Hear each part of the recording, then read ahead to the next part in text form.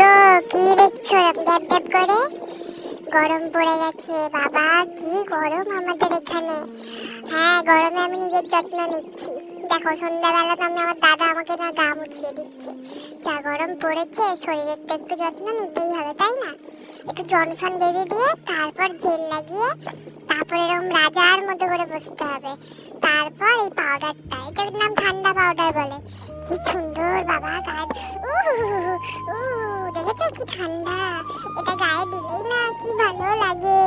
তারপর আর কি একটু মালিশ করে দিলেই কি যে শান্তি।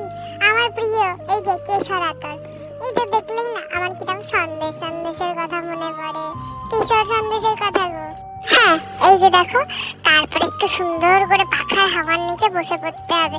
গরমে নিজের যত্ন না নিলে হয়? চুলটা একটু ঠিক করে দাও। হ্যাঁ, পাশটা দাও তো। চুলটা একটু সুন্দর করে দেখাতে হবে তো, যাতে আমার সুন্দর লাগে। দেখতে দেখতে তো আমার খাওয়ার টাইমও হয়ে গেল। আজকে খাবারটা কি দারুণ, ম্যাঙ্গো পেস্ট্রি, জমে যাবে। এই দেখো, তোমরা কিন্তু আমার খাবারে ভাগ বসাবে না, আমি আমার ভাই বোনদেরকে নিয়ে খাচ্ছি।